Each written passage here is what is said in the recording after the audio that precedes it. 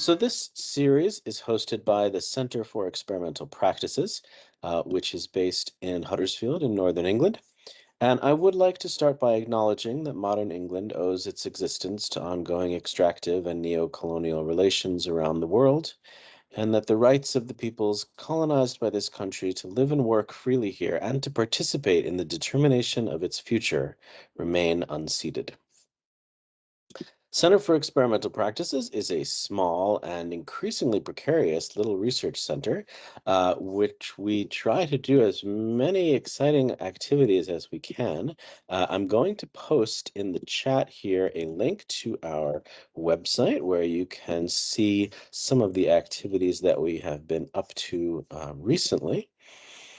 And one thing that you can see is that in the past events, we have just actually posted the most recent seminar series that we did, which was a wonderful seminar series, 5 seminars on the topic of whiteness and sound studies, which was organized by Sophie Fetokaki and hosted by her as well. And we just were doing those in the last couple of months, and they are now up, so you can watch those. And you can also, in addition to those, you can watch other things from the past, like Lines of Flight 2023, Lines of Flight 2021, and see various other things that we have been up to. So please do that. And this event is also being recorded and will be posted in the future for people who are not able to be here today. I want to thank Kate Holden and Colin Frank, who Kate is the program manager, Colin is the center manager of Center for Experimental Practices, and they are very instrumental and essential to all the kinds of activities that we do. In terms of this is the first event of the Lines of Flight series for 2024, and the topic is new laboratories. We're looking at the laboratory concept, particularly as it is creatively appropriated in the arts and humanities, and what we can do with it, what we are doing with it, what it can do, maybe also what its limitations are. During this presentation, if you want to post your questions in the chat, that's great. There will also be time to have a conversation afterwards. If there's questions in the chat, I'll read them out loud, or people can also turn on their sound or video and ask questions. So we'll definitely have time for that. But now I'm very excited to introduce Tao Leigh Goffe, who is a total superstar whose work I've been learning about recently, and I'm really excited to learn more about tonight. So I'll just read you a very brief kind of bio sketch, not the full thing, but part of it.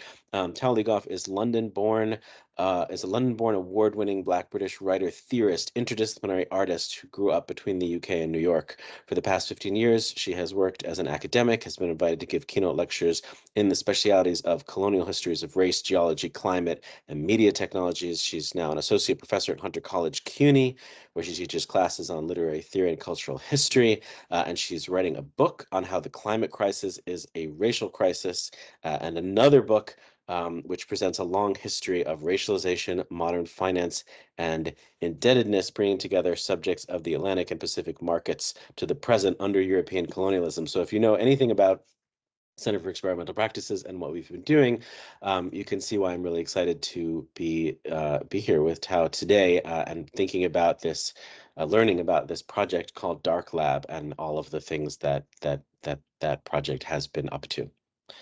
So thank you so much for joining us, and please, I hand it over to you. Thank you, Ben, for that warm welcome. I'm just really thrilled to be here. I wish I could be there in person. But yeah, hopefully in the future and when I'm on my UK book tour, it would be great to engage with folks such that we can do something with our hands in a hands-on way, because practice is really important to my research, as we'll talk about today. I also wanted to thank Kate and Colin for their support, and just to give credit to all of the many people making things work behind the scenes. There's a lot of dramaturgy that goes into very simple things that really seem seamless because of that labor. So I'm just really glad that we're finally here, May 21st, because Ben invited me a few months ago. And when I saw that Huddersfield was the location, it just brought back to me a sense of nostalgia and joy to think about visiting with family in the UK, in Halifax and Leeds, and I have family in West Bridgeford. And so, yeah, thinking about this question of the laboratory is an exciting one. I don't know as much about what's taking place in the United Kingdom regarding experimental research, so I'm keen to compare notes and really look forward to the Q&A so that we have the opportunity to do that. Okay, so what I'll do is share my screen so that you can follow along with me on what I've been calling a tab tour. So if you're anything like me, you have thousands of tabs open on your computer or phone at any given time. And I want to propose that we just embrace this, embrace the ways in which, our minds are fragmented necessarily. So when we think about the ongoing pandemic, when we think about the demands of our labor and what we're being forced to do, but also just the incredible ways in which we're able to be with each other across time zones, for instance, as we are right now. So I'm located in New York City, where I guess I spent 2/3 of my life growing up in the United States, but having been born in the UK, I often think about the Black British experience and what translates across the Atlantic. So a lot of the basis of Dark Laboratory is reckoning with these hauntings transatlantically, not to mention the trade of enslaved Africans across these waters, but also engaging with the question of native dispossession. So I really thought it was great to hear Ben's land acknowledgement and to kind of put into context how the various continents are inextricably connected and what it means to be unceded. So in 2020, that was the impetus for me to found the Dark Laboratory. And yeah, it began in the summer around these questions of African American and Native American life. So another way to put it is that we look at the crossroads of stolen land and stolen life. Obviously, that means different things and contexts in the UK than here. But it was interesting that BIPOC became this key word that was very poignant in 2020. And the way that that translated and didn't transnationally, I think is still worth us reckoning with, especially as I had been more familiar with the British context and acronym of BAME, and also various other acronyms that come together to describe people who are not white, essentially. But yeah, this question of indigeneity really came to the fore for me in terms of my research in 2020. And I think it's one that people really began to critique and really ask important questions about alongside the call for Black lives and the BLM movement, which is obviously ongoing. So I felt that the best way to tackle these questions would be to think about the land, this question of land back as a decolonizing question, and therefore to center climate and the climate crisis. So the three pillars of Dark Laboratory are climate, race, and technology. And I really wanted to think about storytelling. So using creative technology, whether that be DJing, because I'm also a DJ, or filmmaking or virtual reality, as different modes and ways to tell this story of stolen land and stolen life and how it's an entwined question that actually involves our future as a planet regarding climate crisis and our shared fate. So a lot of people I have discovered in this work are afraid of the dark. They're afraid of the term dark. And really what my work is about as a recovering English major, I like to say, is this kind of etymological question of what the dark represents. And that may be in terms of interiority. There's obviously the Dark Lady of Shakespeare. There's all of these meanings of the dark that capture the imagination, but primarily the genealogy of darkness um, is one that I draw from Toni Morrison.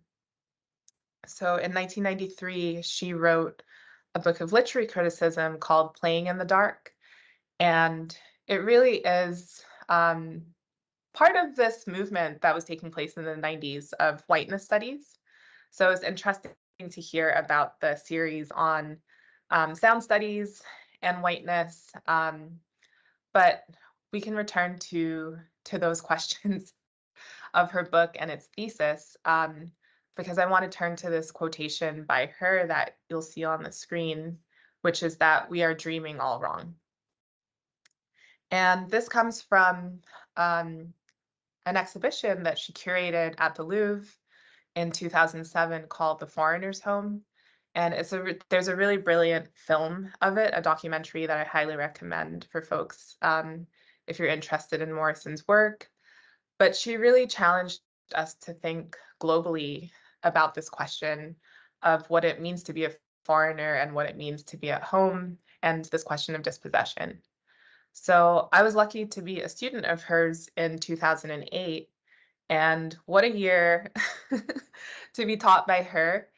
Um, you know, Obama was being elected, and this question of dreaming is one that I think we have to continue to reckon with, especially in what is a huge election year for so many people across the globe, 2024. So there are a lot of dreams deferred, but I wanted to think about how dreaming takes place in the dark often at night, and to think about bedtime stories, but also to think about the kind of dark laboratories and dark rooms of early Hollywood. Again, towards this question of creative technology and storytelling, and just the magic of cinema, the magic of what can take place in the dark, in a nightclub, how people are brought together on the dance floor. So the dark laboratory for me is about what can be created under these conditions of possibility that I find very evocative in this idea of darkness. So as opposed to seeing it as a negative thing, I actually wrote a paper in Toni Morrison's class on how, for me, the Western Hemisphere really just feels like a haunted house. So yeah, you can see that line here. We imagine the Western Hemisphere as a haunted house, founded on stolen land and built through the labor of stolen lives. And reading Beloved, years after being in her class, it just strikes me that there are so many haunted houses in Toni Morrison's works. And she begins with the number of the house and really just with what is unreconciled.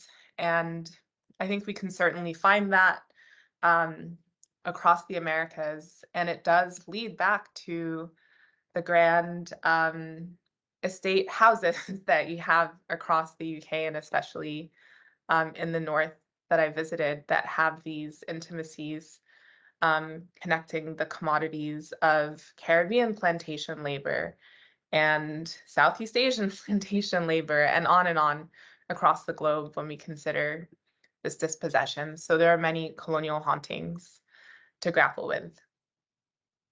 So, when we think about this intergenerational trauma, considering those dispossessions, the question became, so what do we do next?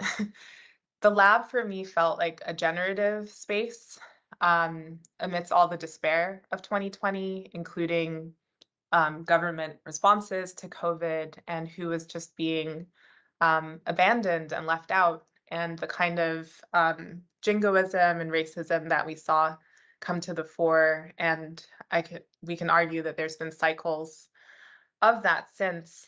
and it's really, yeah, we don't know what direction things will take shape in next. But I think in 2020, I knew that in 2024, we would need something like this, a laboratory to focus on what could be generative in such a destructive time of things falling apart. It was just a question of like, what could we create? So I invited 30 different scholars, technicians, and theoreticians to join me in this call. And we have members in Hilo and Helsinki, so across different time zones. We're not attached to any university per se, though we do have offices now, a physical location at Hunter College, which is in Manhattan's Upper East Side. But I really just wanted to think about a decentralized network through which we could support each other and collaborate.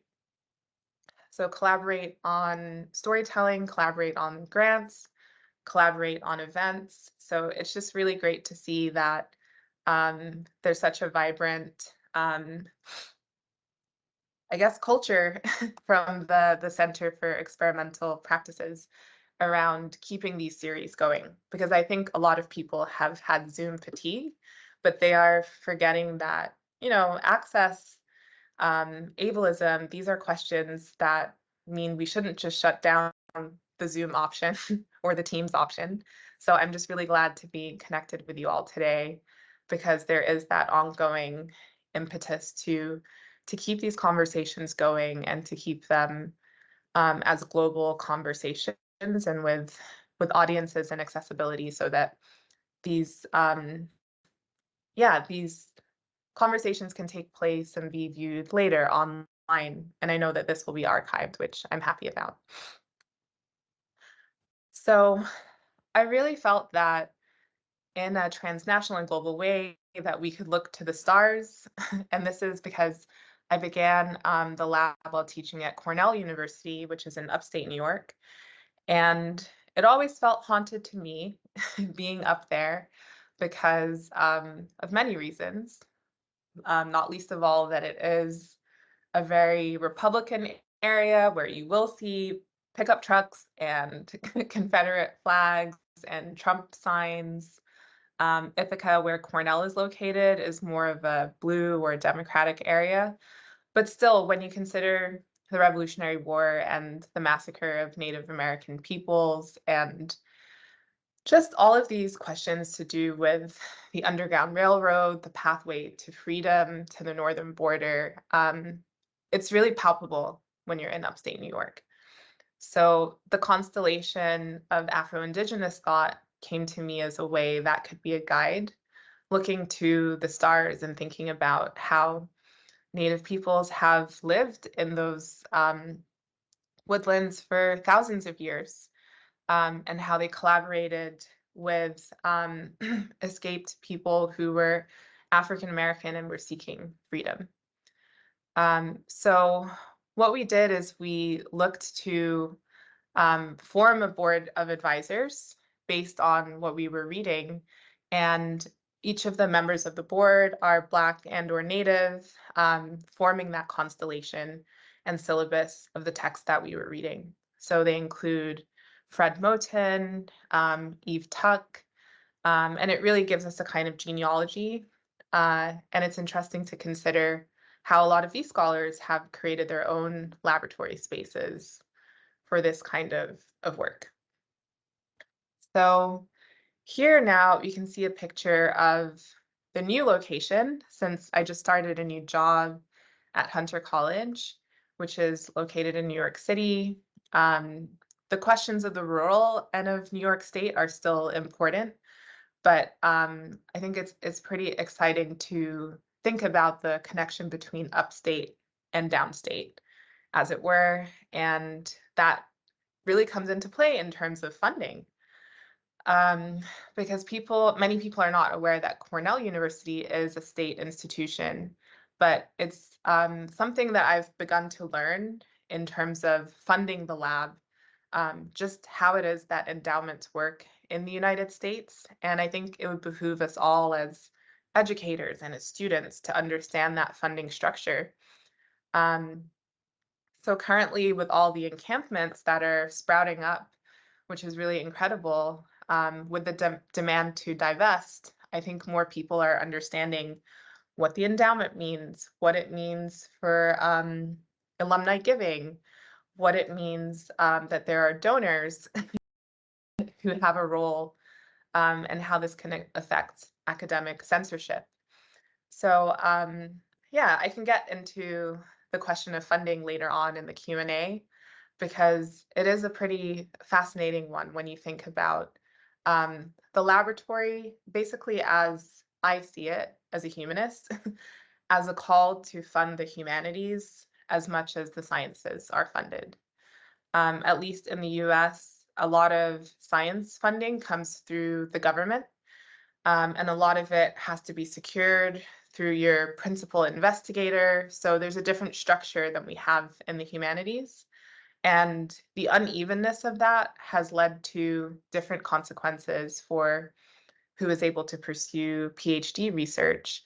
And I guess I've just looked across to the sciences and I'm trying to learn, yeah, what are the pitfalls, what are the promises of being named as a lab in terms of how you can receive money for research? Because I really believe a lot of the research that we do in the humanities is uncompensated.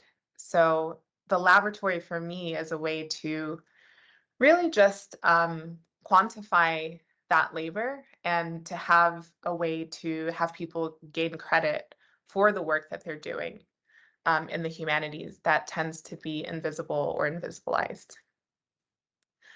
So why does Dark Lab exist? It exists because I thought about this Toni Morrison quote where she says, if there's a book that you really want to read and it doesn't exist yet, then you must write it. So likewise, I felt very lonely in grad school pursuing my PhD. And I thought, if there's an intellectual community that you need to thrive and it doesn't exist, then you must create it. So I've been really inspired by the work of Stuart Hall and yeah, the Midlands in the UK and this tradition, though I'm sure Birmingham University looks very different and may claim him in ways that um, may not be true to what he actually did or what his experience was there. Um, it's really exciting to consider working groups and what it means to come together around a shared keyword. So that's really at the heart of what we do at Dark Lab as well. So I talked a bit about the different projects that we have ongoing, and the website is really an archive and repository of that. So I encourage you to have a look, or you can ask in the Q&A if you want to know more about um, the different projects over the past 4 years. But ways that we try to, I guess, formalize that work has been through peer-reviewed publications. And today I'm going to go in depth with one of the projects and one of the articles that was published in Asian Diasporic Visual Cultures in the Americas. So that's a peer-reviewed journal. And the article, The World We Became, had 31 contributors. I guess 32 including me. And it was really exciting to think about co-authorship. I know it takes place in the social sciences and obviously in the sciences, but for me, coming from the humanities, I wanted to play around with this idea of, yeah, what if we put everyone in the byline?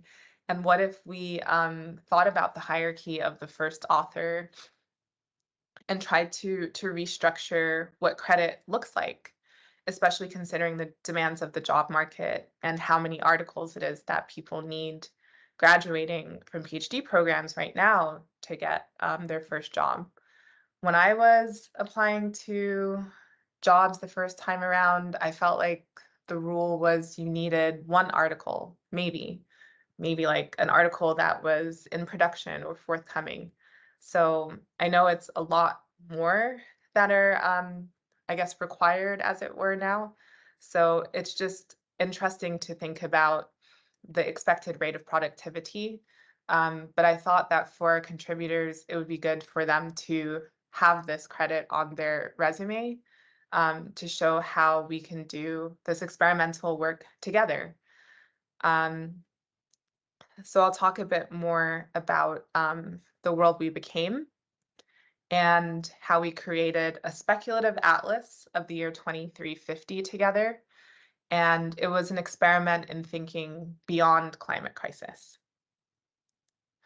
Okay, so before we jump into that, I just wanted to share this article, which is a short one, but my most recent one called Not Another Lab: The Forever Crisis of Incentivizing Collaboration in the Humanities. And it pretty much outlines what I've been giving you as an overview right now in terms of this question of the use of labs.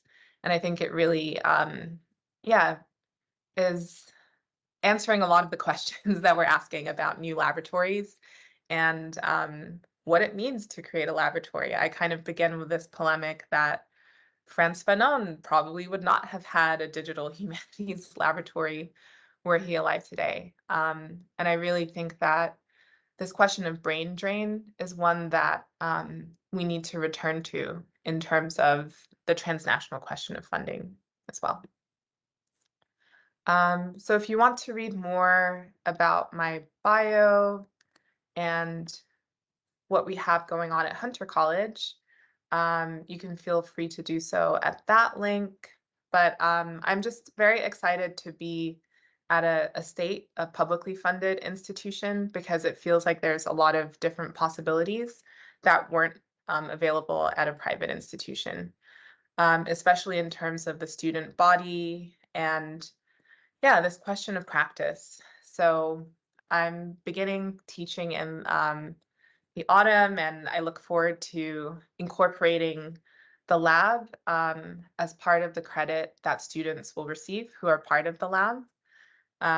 So yeah, it's an exciting moment of transition that you catch me at as we're about to really see what can be possible at CUNY, which is the City University of New York. So continuing on the tab tour, we have this book called The City We Became. And it's really a wonderful sci-fi novel that I encourage you to check out by N.K. Jemisin. And it's part of a greater series that she has about world cities coming to life as human avatars. So it was the inspiration for this project that I'm about to go in depth into with you.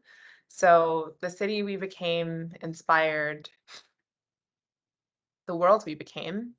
And I invited 30 people along with my co-leader, Shannon Gleason, who is a professor at Cornell, to imagine the world in 2350.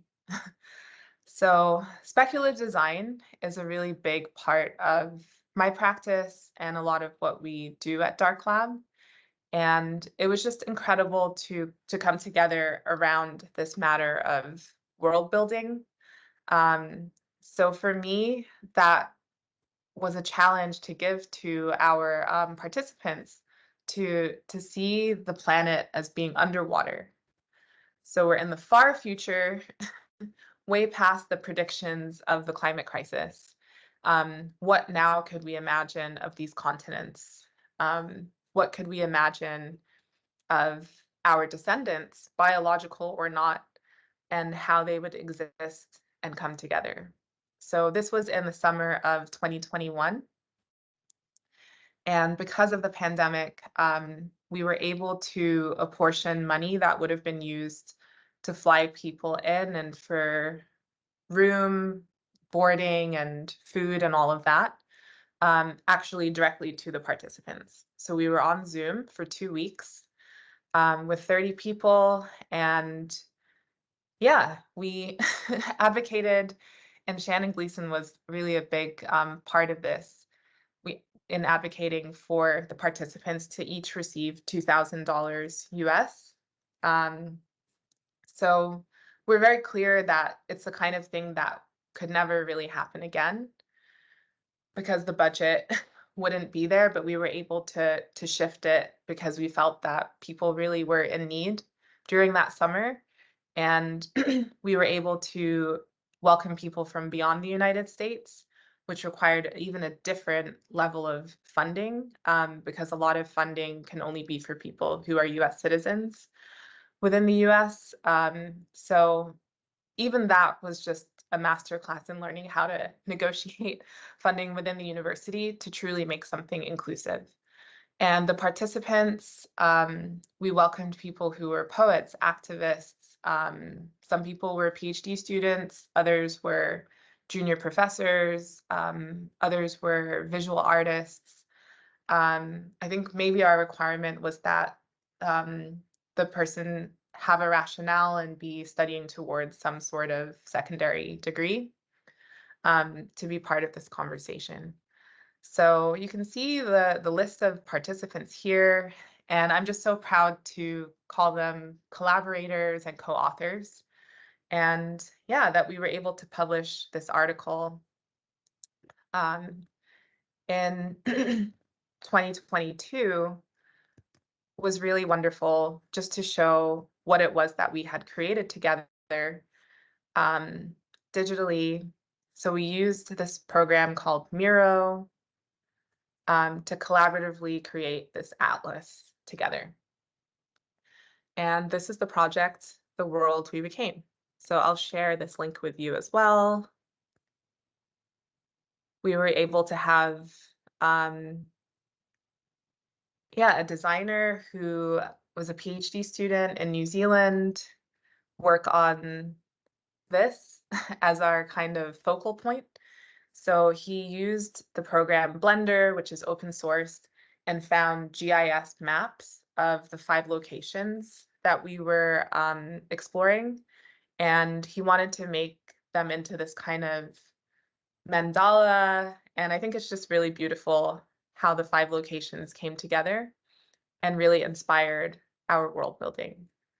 So David Garcia was our map maker, as it were, and guide as we thought about land back in the far future, but also this question of oceans back and what it could mean to think underwater. So yes, if you go to the Dark Lab website and then click on the menu, you'll see our various projects. So navigating again to the world we became, you can see our MapQuest 2350. So yeah, it was just really exciting to think about how to bring that many people together and to think about different ecologies. So the first group was tasked with thinking about South Asia, and they actually renamed themselves the lands formerly known as South Asia because they really grappled with this question of the subcontinent and just British geography and ways that have limited a sense of grappling with the various lands that come together and were divided through partition. So the mangrove became a really incredible way for them to, I guess, really center a kind of philosophical question of refusal. So refusing this term subcontinent and India or Greater India, but to reckon with over 5 centuries of colonization by all of the various European nations that have colonized that part of the world. So they said, the mangrove is alive and we think with the mangrove. And part of the speculative world building experiment came together through sound. So I hired a former student of mine who's named Jezediah, who studied at the Clive Davis School in music production to make an original soundtrack based on what the participants were imagining for this underwater world. And the track is called Nirvana. So I'll play a little bit of it now. so that you can see how they were thinking about Indian and South Asian percussive elements in this futurist world.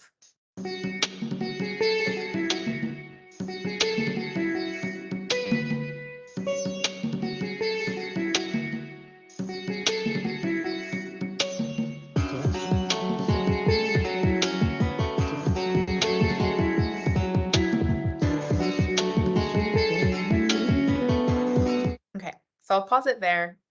But yeah, I like that it kind of felt like video game music in a way, that we could imagine this world that existed, and that it got beyond the kinds of nationalisms and divisiveness that we see in the current moment across South Asia.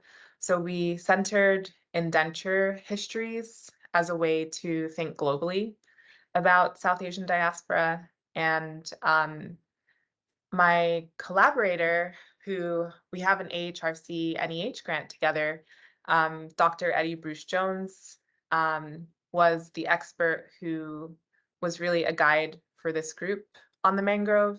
So if you click here, you can listen to a podcast episode where Dr. Bruce Jones talks about the history of global indenture, his heritage being of the Black diaspora and South Asian diasporas, and really relating again to this question of the mangrove.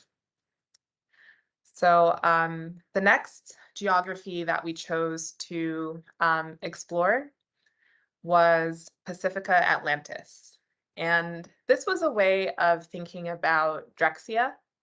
So Drexia basically, I guess, was this duo in the 1990s, late 80s out of Detroit that are really integral to house music, and they imagined an underwater world in which people, so Africans who were thrown overboard or chose to jump during the Middle Passage from ships in the Atlantic, learned how to breathe underwater and formed their own world, really, underwater. So we wanted to think about Oceania and also the questions of dispossession there, connecting the two. So one of our participants actually told us about the atoll that's ancestral for her family, and we began to envision a kind of portal that one could swim through in terms of this question of Atlantis in the Pacific and these connected questions. So house music was obviously very important to this imaginary, and this track was called Atlantis by Jezediah.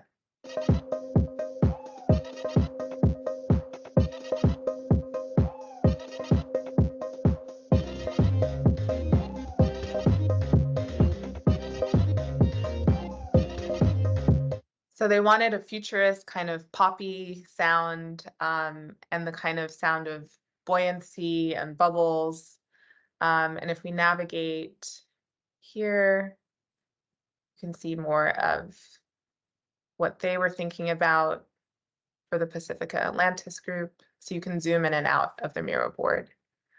Oh, and here's a picture just of the group as a whole.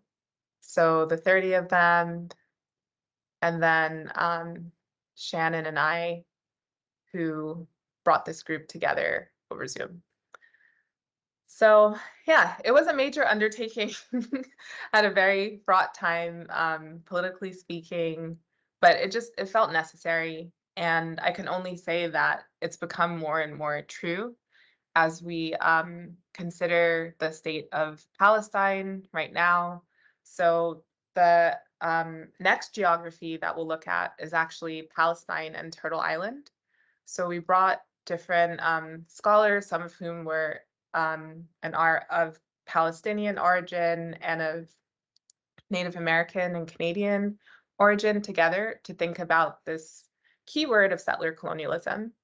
They chose to call themselves the Tricksters, and they designed this really amazing poster for a dance party in the year 2350.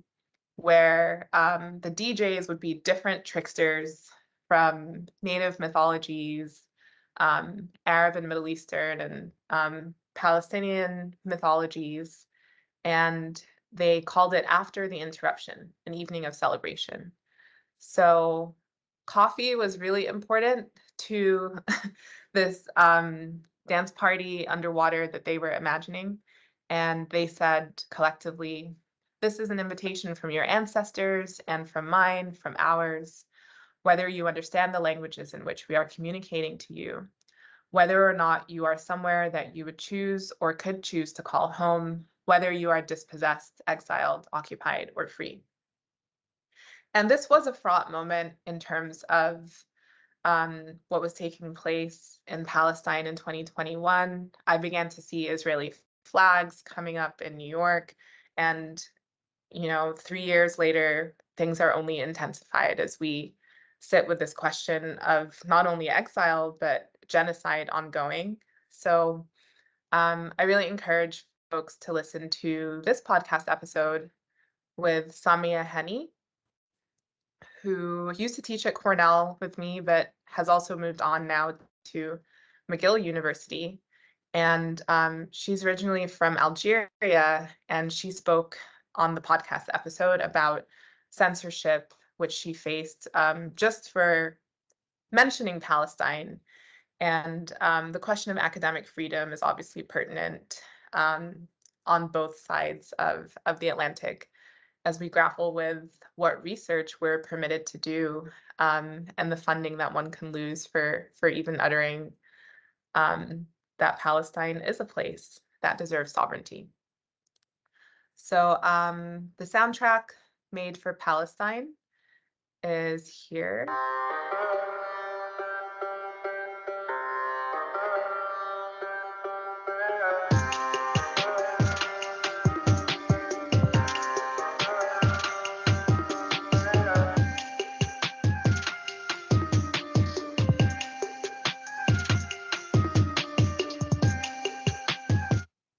So interestingly, the group chose to focus on questions of anti-Blackness within Native American communities and also within Arab communities, and to kind of think about the exchange when it comes to Orientalism and even Afro-Orientalism, these kinds of sonic interpolations that we may find in hip hop that conflate South Asia and the Middle East. So the soundtrack was an interesting way to think about that exoticization, but to really imagine this dance party as one where everyone is welcome, to really think about this question of home and to have a very warming cup of coffee. Okay, so the next geography that that the team members were tasked to imagine was called the Exurbs of Aztlan. And Shannon Gleason, whose research really is incredible in terms of looking at migration studies in Mexico, was really, instrumental at framing this question around this term exurbs that's used to describe Mexico City and the surrounding areas. And we wanted to think of the Aztec homeland as a place to center indigeneity in Mexico. And the group members really came together beautifully to do this kind of world building because Mexico City is actually, I guess, a mountain and a crater and was a volcano and was underwater. There are all these different lakes. So it actually has these different islands that they managed to bring together. And they did so sonically, which was really beautiful as a kind of call and response. So they said, we reimagine the mythical homeland of the Aztecs, both the concept and its supposed geographical location, to map the construction of a just world that exists in the year 2350. The map comprises 6 exurbs: Maguey, Old Aztlan, El Sueño del Sur, Memory and Justice, Erconia, and Junia. So I'll go first to the Miro board because they kind of made a Miro board within a Miro board for theirs. So if we zoom in to excerpts of Aslan, it takes us to another page where they made all of these incredible maps with cacti and different cosmograms of imagining past and future water and maps of Mexico City. So pre-Columbian, imagining post, future beyond colonialism, a decolonial geography. And yeah, they really just took it to a really beautiful next level with their Miro board skills, and also focused on Afro-Mexican narratives. So it was just really inspiring what they were able to do. And breath and breath work was really important for them. So we'll listen now to their soundtrack.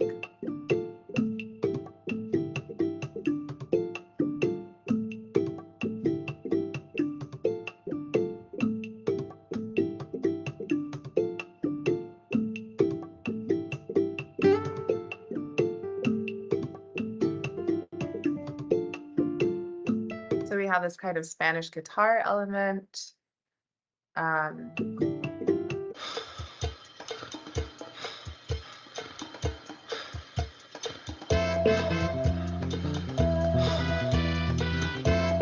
And then this kind of breathiness, which they spoke with Professor Kim Bain, who's at UBC in Canada, about in terms of thinking of breathing underwater and this future that they were imagining for Mexico. So beyond this typical frame that we have in the US of the migrant crisis and the border crisis, but to actually rethink the Treaty of Guadalupe Hidalgo and these the arbitrariness of how the border divides families.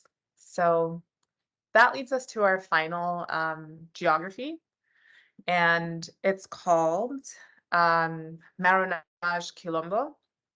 In this geography, I challenged the group to think about Haiti, which was also, if you can remember back to 2021, in a state of unrest with the assassination of the president and political turmoil. Again, Haiti is in the headlines and in chaos. So it really feels like what we were doing 3 years ago was the kind of reading and preparation for this ongoing moment that connects all of these different countries together. And the role of the West, and especially the United States, is not exempt. It's not, it's central to all of what is taking place. So yeah, there's a lot to reflect on when we consider the many meanings of maroonage and what it would mean to connect Haiti and Brazil in particular. So a lot of our participants in this group were from Brazil, and it was exciting to see how they thought about these questions. So they said, the same way that maroon communities resisted and survived by negotiating fugitivity and colonial infrastructures, we imagine that the future could combine the effects of climate change and the futures that could have been if all maroon insurgencies and communities had succeeded over time. So they were thinking in a very speculative manner, and they made these radio broadcasts that could be found centuries into the future with these dispatches about hope. And they also played on this Drexian idea of an underwater space with Black mermaids, and looking at different cosmologies from the African diaspora as part of that insurgency and what is ongoing. So their song was called Quilombo.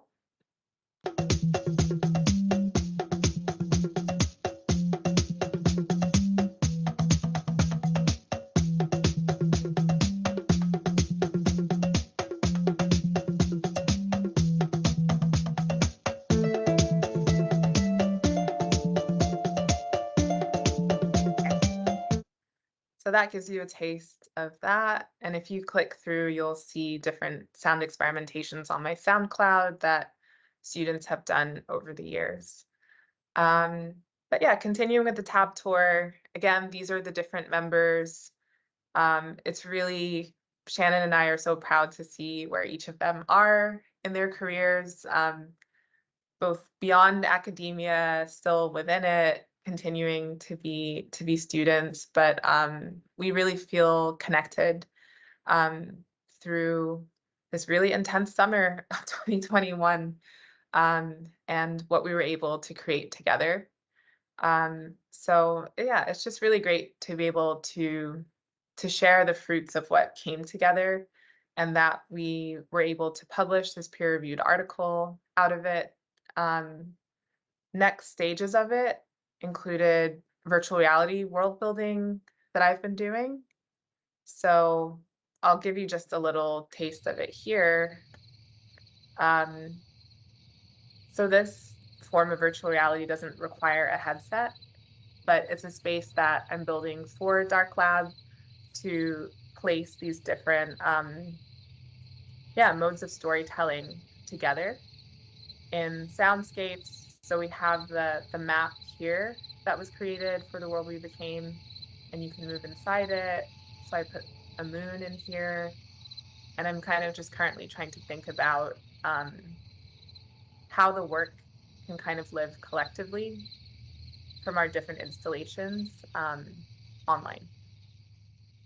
So yeah, it's been fun to think about these different digital tools that allow accessibility and ways of using sound for storytelling. These questions are ones that I mull over and meditate on in my book that is forthcoming. So Dark Laboratory is not only a physical space and a project, but also the title of my book. And it will be out in the UK, we just heard February 27th.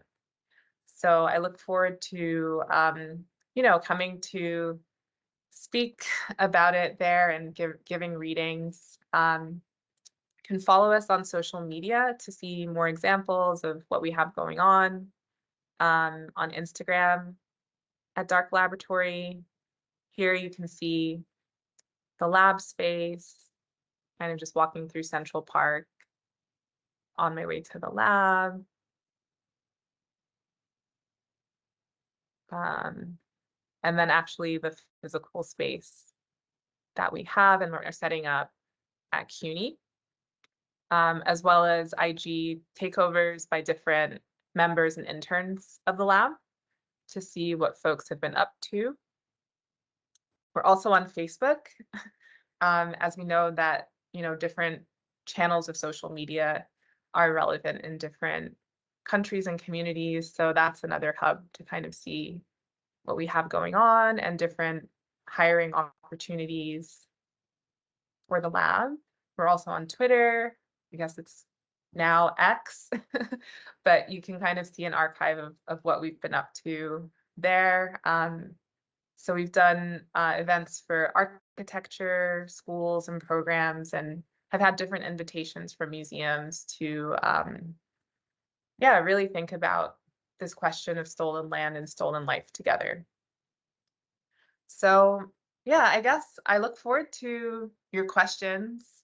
I think one of the questions that was brought up that we were tasked to think about for this series was about the laboratory and whether that makes sense at all as a concept. It's one that I go back and forth about, but I guess I'll just end by saying that whether it's a laboratory or a kitchen or a carnival, I think there are so many models for collaboration and how it works and how it can be incentivized that we should be looking to. And I started this test kitchen as one of the kind of offshoot projects to be able to think about how it is that a restaurant runs, how a kitchen runs, how we could deconstruct the kind of brigade militarized nature of the kitchen and really include different people as sous chefs, as collaborators in different ways, again, from different geographies, and to be able to do hands-on events in partnership with museums and different spaces has been really nourishing for all of us. So the other offshoot project, which is kind of the design studio of Dark Lab, is Digital Junk Canoe. And here we really think about carnival because a lot of my research takes place in the Caribbean, and I was just so inspired by how carnival just operates by what I would call something very opposite to capitalist time. And it made me very aware of my Americanness and Britishness, that in a place like Trinidad, people are just crafting and making all year long. And those costumes may be destroyed within 1 week.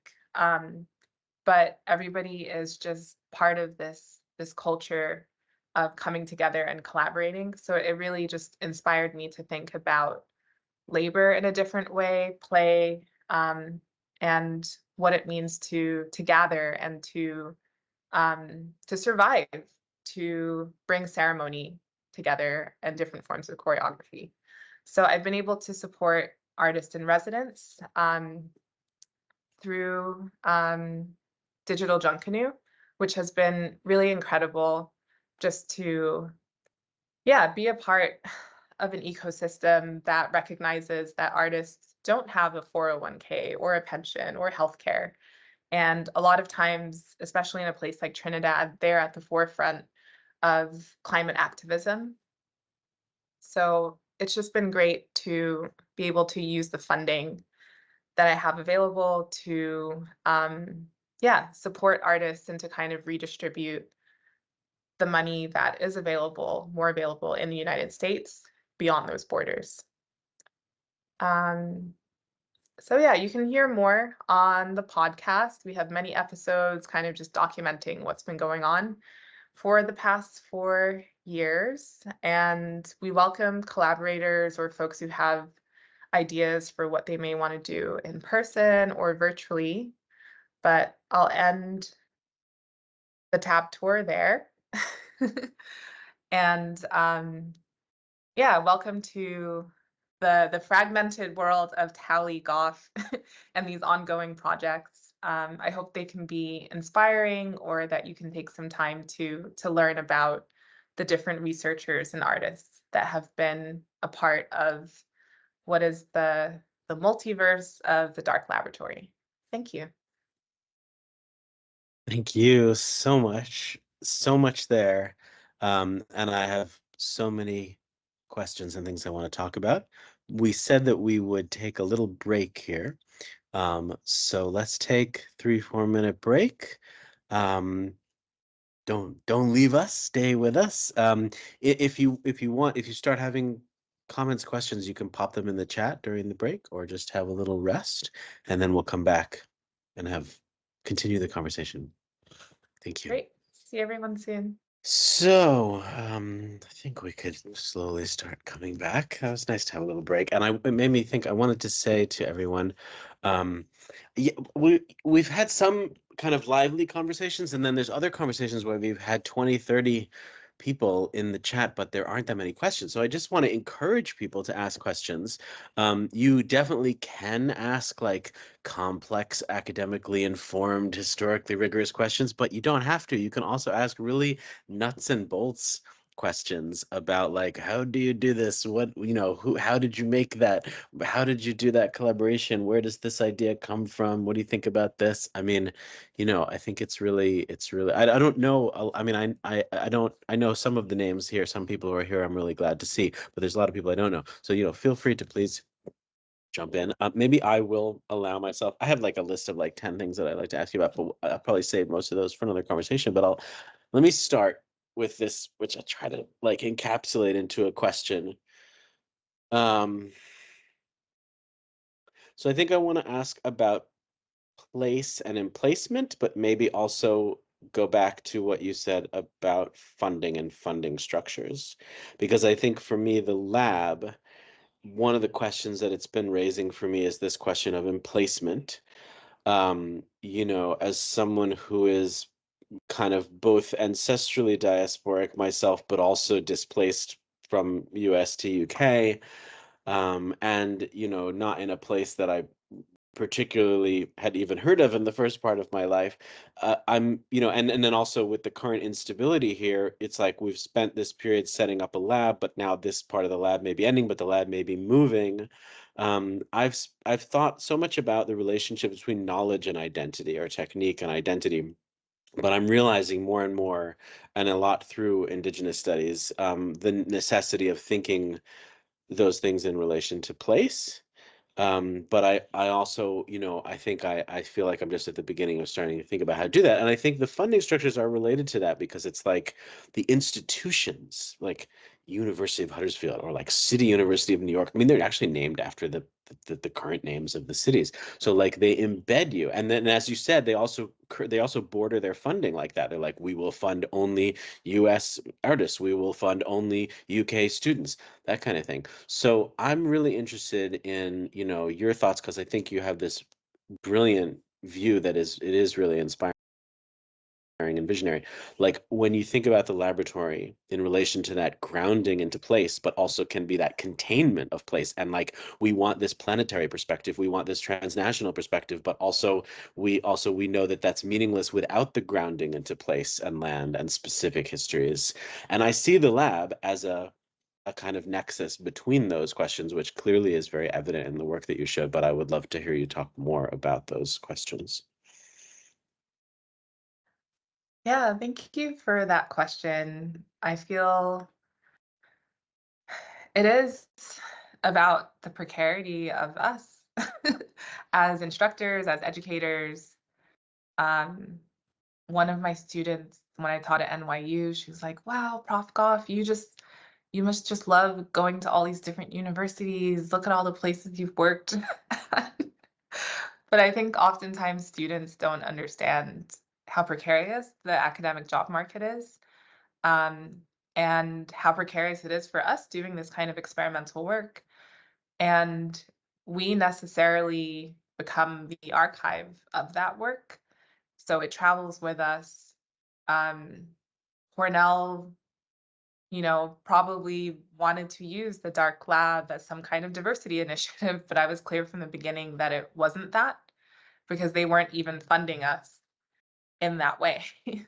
So I've always gone to external sources and multiple sources of funding so that I don't have to answer to any one funder, because what I've learned is that that's how you end up in a situation where censorship is possible.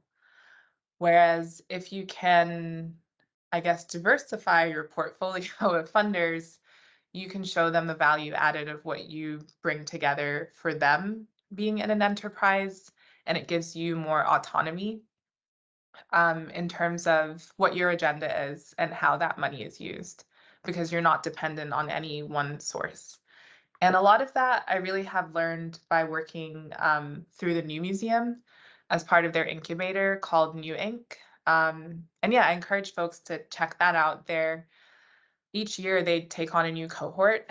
I'm currently in the track for creative science, but they have other tracks on cooperative architecture and collective abundance. And it's been really incredible for me as someone from the humanities to kind of have an MBA crash course in how to get funding, how to work between nonprofits, museums, universities, to maintain that independence.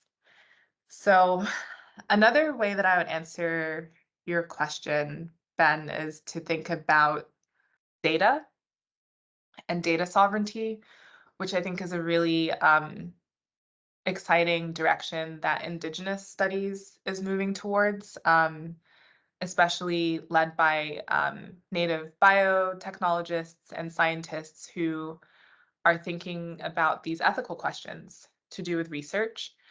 And I think we all need to have our digital go bag, as it were, um, which is to say, are digital suitcase ready to leave these institutions at any point?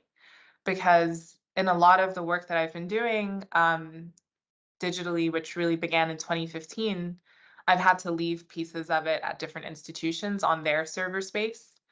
So to do with GIS mapping, um, and it's been, I guess, part of the learning process of just letting go of that work.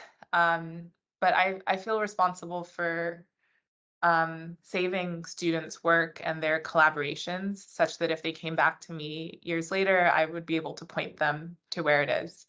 But it's not easy moving from institution to institution to collect that data and bring it to the next place because they have different licenses with different corporations, especially when you're moving between private and state institutions. So it requires really just thinking about where all that data is going to live. Is it going to be on hard drives? Is it going to be in the cloud? What do we trust? Especially when the topics are so sensitive. So this question of digital place is really important, and I think it should be anchored to the person that's kind of the guardian of that project. But it's something that should be discussed and decentralized to protect different members of the group who may actually be protected by opacity or not being as visible to the state. So we've had to find special ways to pay folks who are undocumented. And that's really important to my practice because I was undocumented moving from the UK to the US, of all places, for 13 years. And you spend so much time trying not to be on the map or visible to the government. So the question of funding becomes one where you're usually not eligible for scholarships and such, which I wasn't during university because of that kind of gray area. So I think that being my personal experience, like being and sounding American but not being embraced legally by this country, has led me to always have to advocate for myself, to be aware of the legal structures.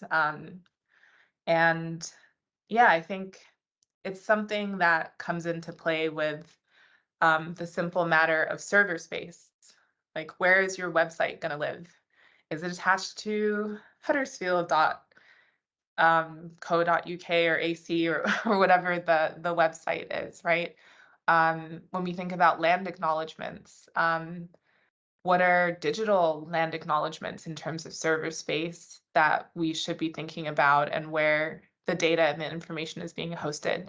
So these are just open questions that we talk about at the lab, being fully aware that for many people, not being visible, opacity or marronage and the way that Fred Moten talks about the undercommons has been the reason for survival. So funding can be a double-edged sword in terms of how visible you need to be to be able to receive funding and the fiscal capacity that you need.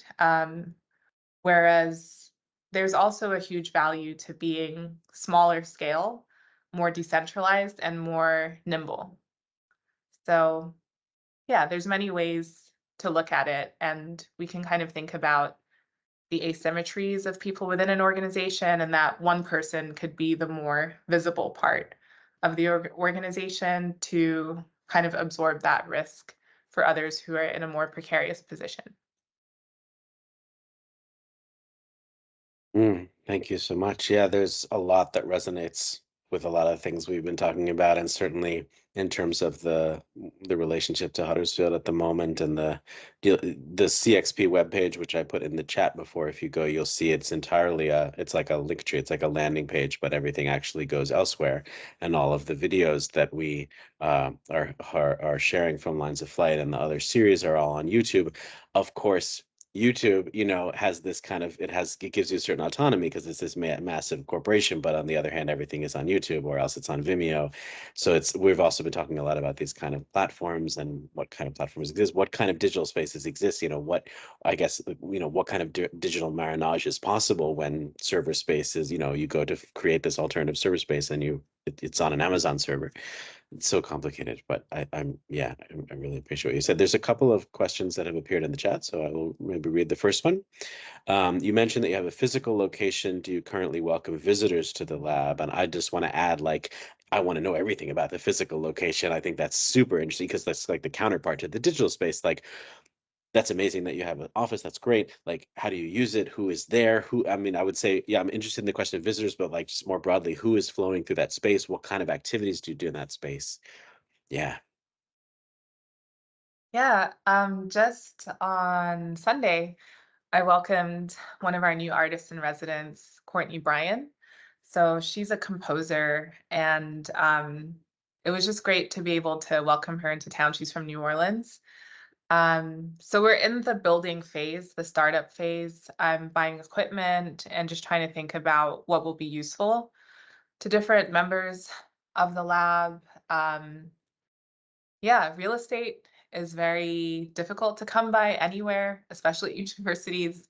So I'm glad that I was able to negotiate to have the physical space.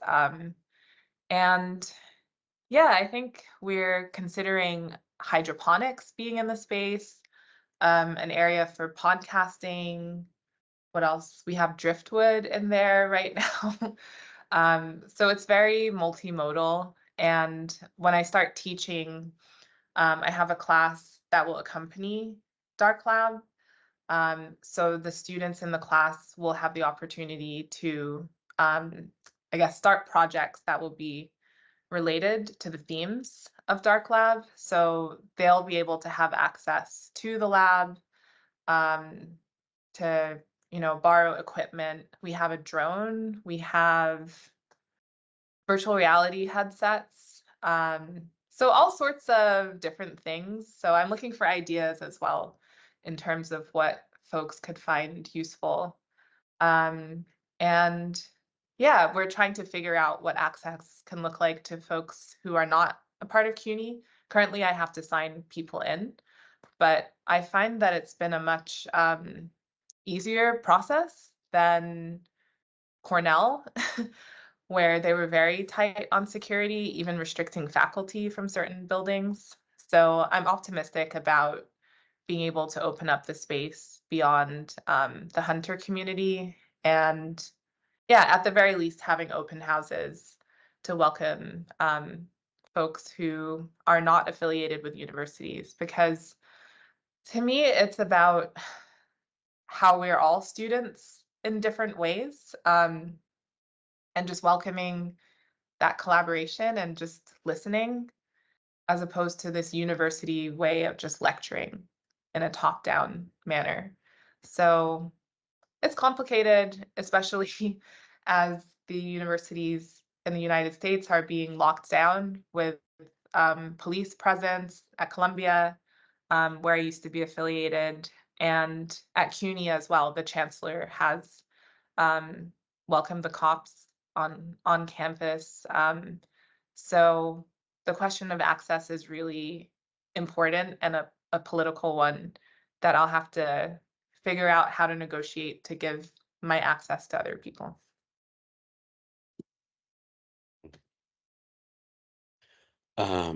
Yeah, let me read the next question. Thanks so much for the talk. With collaborations across disciplines, which have different venues and outputs, and I guess can also be extended to different communities, different contexts, that are with different venues and different outputs that are valued by their respective communities, how do you come to a meaningful consensus? How do you work with consensus and collaboration and difference?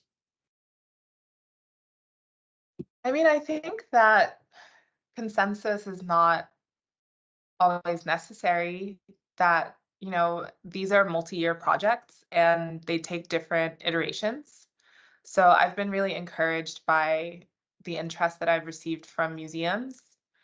And I think that they are kind of interesting nonprofit spaces where a lot can be staged. So I feel that holding a symposium at a museum could be a really exciting way to showcase the work and to appeal to folks who are, interested. And though they are also colonial institutions, I feel that there's a kind of openness in using these spaces, and using their funding and their capacity to welcome a broader public. So I kind of just let the process be led by who wants to take initiative as well, um, so that it's not me just doing all of the labor.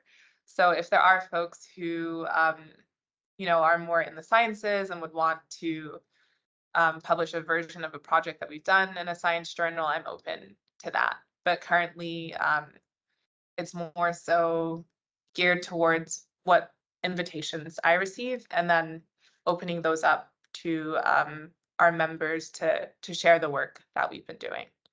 So yeah, I guess the process is just fluid, and it adapts to the mission or the message of what the project was and who the audience should be for that kind of research that we did.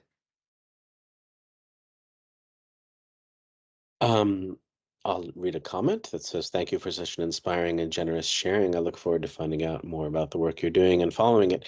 Oh, and what you are saying and the projects you've been involved in feel so urgent right now. Yeah, I totally agree with that. Would anyone else like to jump in and ask a question or respond to something? Edda? Hello.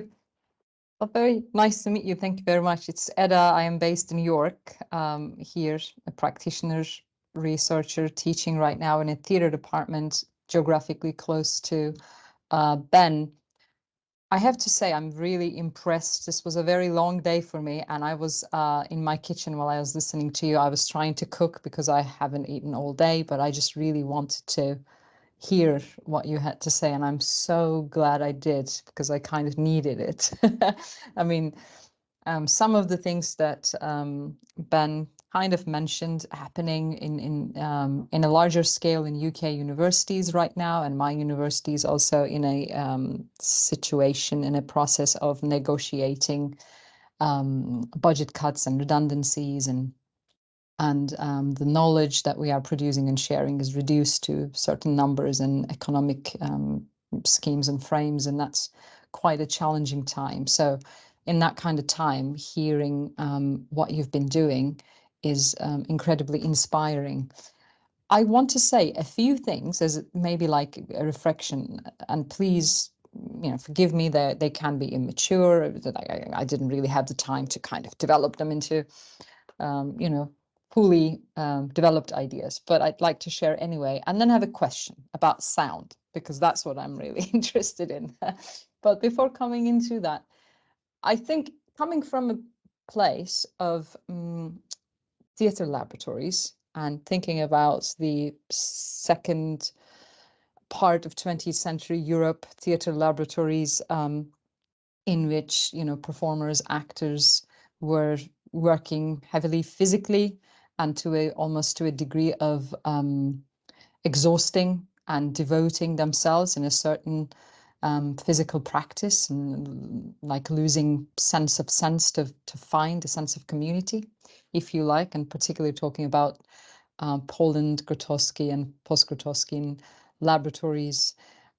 So then imagining the digital laboratory, your laboratory, and then kind of now that it has physical space with all these technological tools and everything, I think maybe I'm trying to understand the role of body in all that process. Not that what has been produced is not disembodied, of course, like all these futuristic imaginations happening on Zoom or individually, they are embodied practices.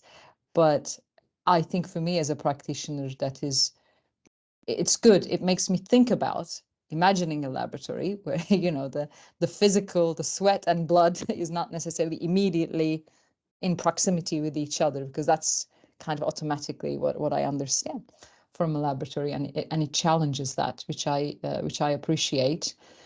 I'm also impressed by the level of technology that is involved. And I think overall, I'd like to see, you may have written about this, but this kind of, again, the relationship between the body, the extended body in relation to technology, and then what it does to the sense of identity, ancestry, and interculturalism, because we're talking more and more about, on the one hand, there is the legacy, the ancestry, what we want to, pull back, remember, recollect, but also we're adjusting, and climate crisis is a part of that, right? We're adjusting, we're becoming different bodies, and technologies are expansions of our bodies, and identities are changing towards that. So I think I'm interested in, maybe that's not a question for now, but I'm interested in to listen to the participants' reflections on that. Maybe some of them are on the podcasts, but this kind of relationship between body, technology, and identity, and the idea of adjustment, and that maybe you would have something to say. Maybe I'll stop, and if you have something to say, that would be great. Yeah, thank you for those reflections. I think the question of the body is really important, especially as we now are lucky to have this physical space, because a lot of what was possible was specifically because of the beginning of the pandemic. And I think a lot about disability politics and justice, and the requests that disabled folks have been asking for in terms of conferences, academic conferences being one example, and what's possible. And we saw quite quickly in 2021 that a lot was possible.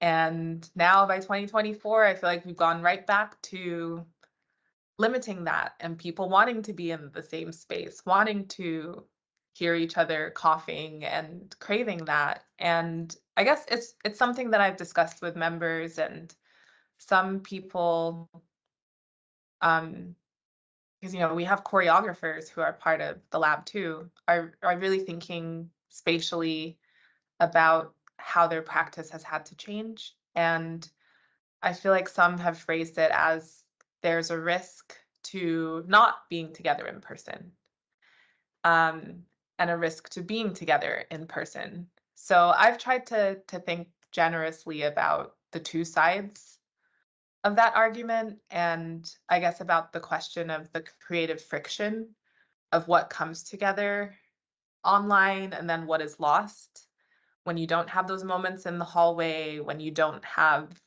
lunch together, when you're not cooking together or eating together.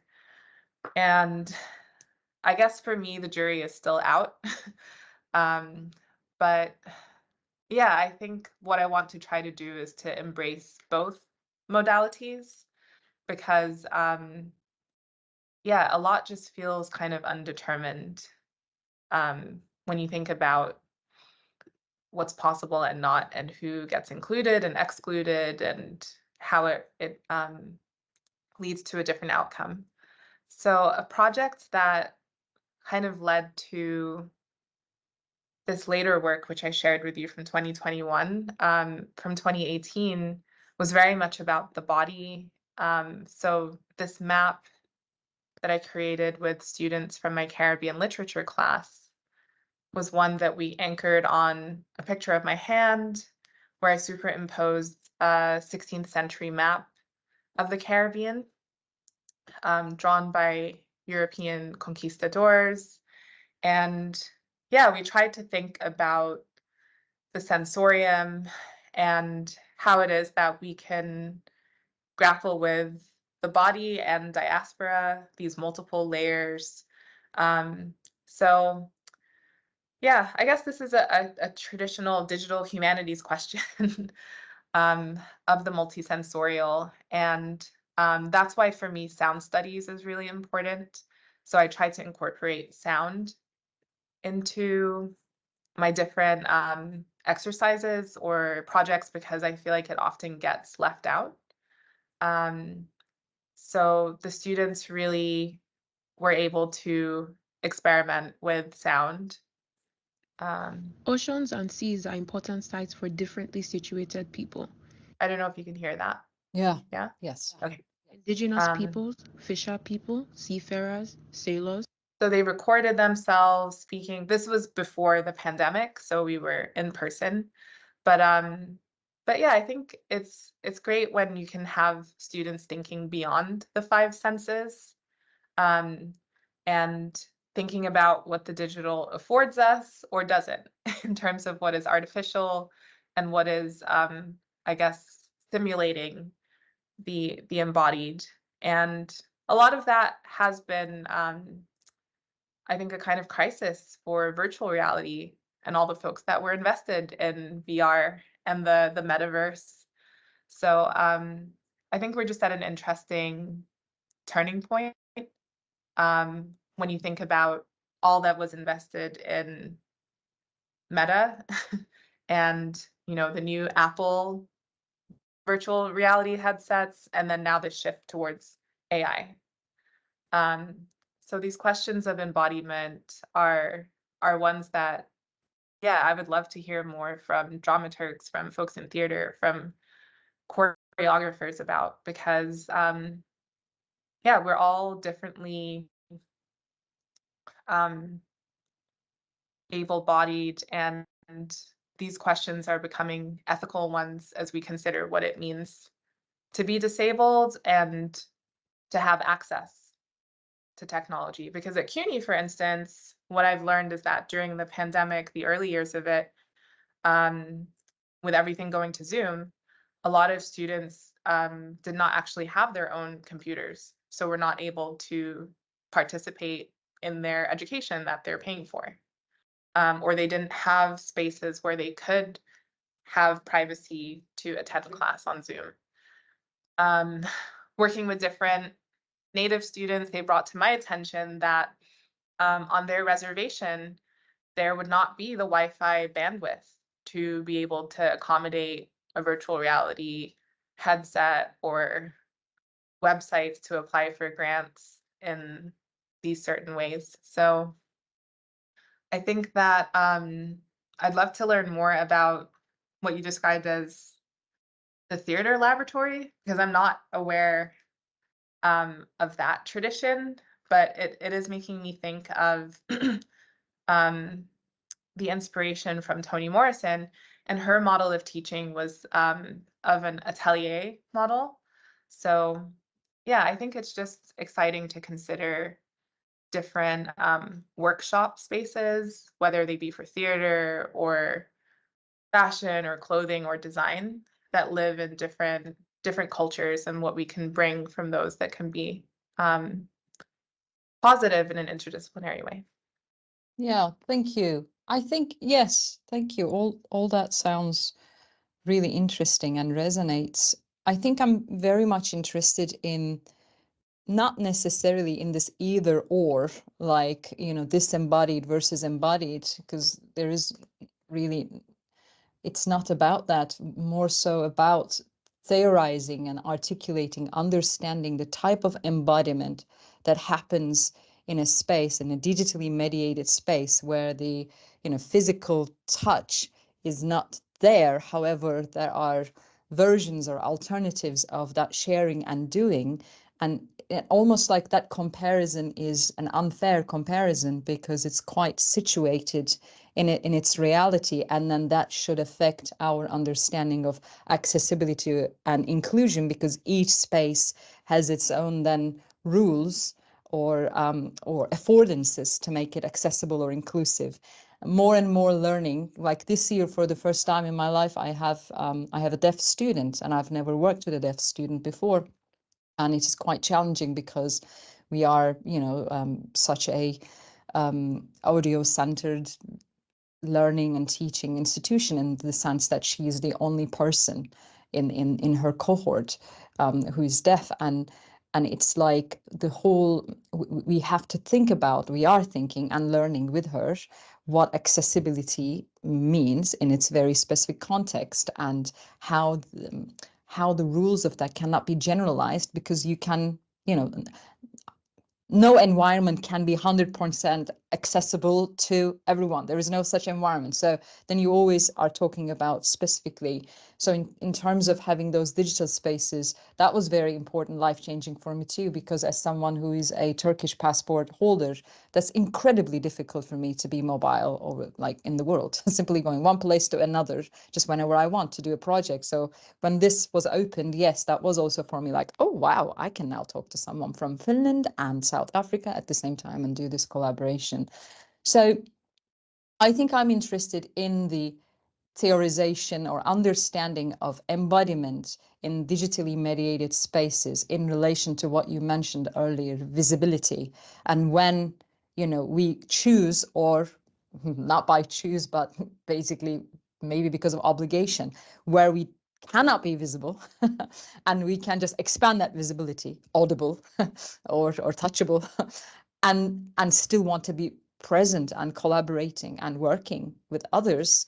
So in some sense, that digitally mediated space of collaboration can give an opportunity to mess with the identities, is because the identities are quite connected visibilities, so then what happens, what else can you claim or create? So I find this, quite interesting. But anyways, thank you. And I'm gonna very quickly, I don't know if I have 2 more minutes, because I don't want to take over the whole thing, if there are any questions or other things. But wanted to ask, can I ask one short question? Yeah. Okay, just with the sound, or a reflection with the sound. So I was listening to those sound tracks, soundscapes that were created, and I had mixed reactions, and I want to be able to share it and also hear your thoughts. Except let's see if I can put it in the right words. I guess this includes a self-critique as well. As I was listening, it's a practice of listening. I have so much expectations from that soundscape. Like the way you map the whole project, the questions, what is explored. I'm like, oh my God, now I'm gonna hear this sound of the unknown, this futuristic, the sound of the unknown. And then when I'm hearing the sound, I go and say, oh, okay, that really, it sounds good. It gives me good is not the right word. It gives me a certain sensation, but it's also familiar. Why do I do not want it to be familiar? And certainly it dances with the pop and the commercial sound, and there's nothing necessarily wrong with that. But I was observing my own reaction, going like, oh, why does it sound like pop? Or how did I? So what is the tension in there? Like I'm really interested in both, in my reaction and hearing you, because obviously, how would we create sound that is unheard of? We are always recreating. It's like writing, in some sense, being rewriting. But yeah, I was surprised by my own reaction and then wanted to dig. Now I need to think of my almost like a quick, oh, why does it have those, pop modes, or what's happening? So maybe you have something to say about that. And that's all. Thank you very much. Sure. Yeah, I feel it's great to have responses to the work, because we put all of this into it, and then people are reading it, but you don't actually hear back about it. And I think for the producer, he probably feels that way too. So I would encourage checking out Jezediah's music, because they were actually part of this unmapping project that I just shared in the chat at NYU. And I think they're originally from Louisiana. And I love the way that in their own music practice, they're thinking of fluidity and gender and these different questions to do with hip hop production. So there definitely is a kind of hip hop sound that informs the producer himself. But I would say that it was a really great teaching moment to have the different groups decide what they wanted the aesthetic to be. So they sat down, I guess on Zoom, and described how they could imagine this sound. And I think some of them, it was an iterative process, were disappointed at first, but it really forced them to put a mirror towards themselves in terms of the essentialism of how they would even describe that sound that they want that has never been heard before. So the mangrove group, they ended up realizing that maybe the sitar or string instruments felt too essentialist, and they were thinking about Indian nationalism. So they decided to actually move in the direction of drums and percussion, thinking about drum and bass, different cultures and music traditions in the UK, and how that kind of polyrhythm could overlap with African diasporic bass heavy genres. So I think it was really great to be able to look and destabilize the term world music in order to think about how commercialized it is, but also when it comes down to you having to make those aesthetic choices, how would you describe it or make it or represent it such that it doesn't become problematic, right? Or not representative.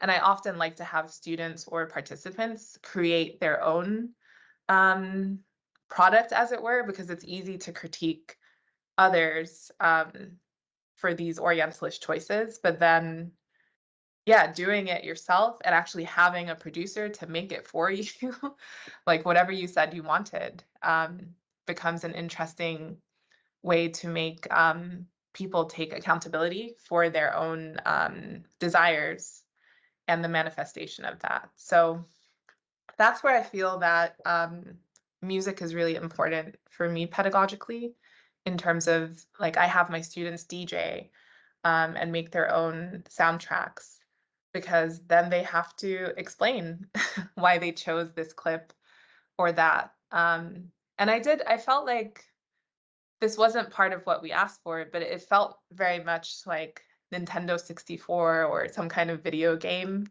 soundtrack, which was interesting. So a lot of it is going to be the blueprint of the actual music producer themselves, and yeah, I like that they took the challenge up in this way, such that each of the soundtracks does sound related to one another as well. Um, and yeah, I think another matter to do with conferences and where to hold them, or, the lab is located here in New York because I'm here in New York, but that really does foreclose a lot of people being able to access it. And I think there should be more talk of visas and where we hold conferences and who is not able to go and able to travel. So yeah, I think it's just something, again, that I love that you brought attention to, because who even has the money or the possibility to travel in these ways is always dictating these conversations. And then to the matter of the sensorium, I guess the new directions that I want to take my research in are towards synesthesia, and really thinking about a crisscrossing of the senses and what becomes amplified beyond the traditional five senses, because we know that there are so many more senses. So I find that we're in an exciting moment where we can, yeah, think about proprioception in these ways, but we have to be open to it. But currently, AI is taking up all the oxygen in the room, which is interesting to observe. But what's currently exciting me right now is this question of synesthesia and whether technology will ever be able to help facilitate or help us understand how different people experience the world differently, and those kinds of asymmetries. But I feel like these are questions that are cyclic, and yeah, I keep thinking back to Open University and again to Stuart Hall, and just different models, like blueprints that we can look to of these questions actually not being new. So yeah, I welcome thoughts from anyone who has ideas on these new directions. I have a question. Oh, sorry. For it. I have one more question. So you go, Kate, and then I'll go, and then we probably have to finish. Ben, is it burning? It looks like it's burning. No, it's not burning. Okay. I just had a question because you reference, I mean, Toni Morrison so much, who is probably the greatest literary imagination ever. I'm really curious about the language of, I mean, obviously, Beloved and all of her work is reckoning with haunting and legacy. And I'm curious how Dark Lab maybe reckons with ghosts or haunts back or is a noisy ghost or a poltergeist in the world, especially in working with the sonic and working with like mourning lost futures or potential futures or imagined futures through these kind of cartography imaginings. And I'm just curious if you can touch on whatever haunting, hauntological implications might be in there. That really just that sunk in with me deeply. Thank you. Yeah, I guess you can probably tell I'm obsessed with haunting and ghosts, and I Same. love, right? Like Poltergeist and all these kinds Yeah. of films are just, it's always the native burial ground, right? That, Mhm. and it's just clearly this question of American history that is so unsettled. And yeah, we're dealing with the settler colonial violence in the present. So it excites me because of the kind of retribution that ghosts Mhm. can Yes. enact on the present and the future. And we certainly see that in Beloved, and it's very fraught because it's an actual baby ghost that is present. And I feel in the preface to Beloved, Toni Morrison talks about what was deliberately hidden but not forgotten, Mhm. and just about how noisy, which I think was the word that you used, but like how loud Yeah. graveyards are. And I also think of Marlon James, who talks about how the dead are always talking and sometimes the living listen. So for me as a DJ, I feel a lot of my practice is about encouraging people to tune in to those frequencies because they're everywhere. They're in the Yorkshire Dales. they're, um, they're here in Manhattan, in the name Yeah. Manhattan, right? That York is named for New York. The Dutch presence here is loud to me. So is the presence of burial grounds of enslaved Africans who've been here in New York since the 1600s. So yeah, I think it all came from DJing for me, and that's a deeply Black British kind of genealogy, and that there's a lot of DJs in my family in the UK and in Jamaica, and um, I see the turntable as a kind of time machine and a way to tune in to these different frequencies and hauntings. Mm. So yeah, we have another project which I debated sharing today called Dirge, which is a funereal song, and we made a sound sculpture also in 2021. Me and 12 architecture students, where we looked at African American and Native American burial and created a song, a dirge, for this question of improper burial across the Americas. And part of it was also a kind of futurist soundtrack in which we were just thinking about what is unreconciled, but also in a kind of deeply optimistic way where death doesn't have to be this negative thing, but it's actually a kind of social arena in which Black and Native peoples have often been able to celebrate life and sociality. So yeah, that project was really really difficult but really rewarding to work with those collaborators on to create this common soundtrack. Thank you so much. If you have energy for like another question before we end, I wanted to ask you about your books because you have two current book projects, and one is with a university press, the other is with a trade press, and I saw that you had an agent for it and it was sold in that kind of commercial context.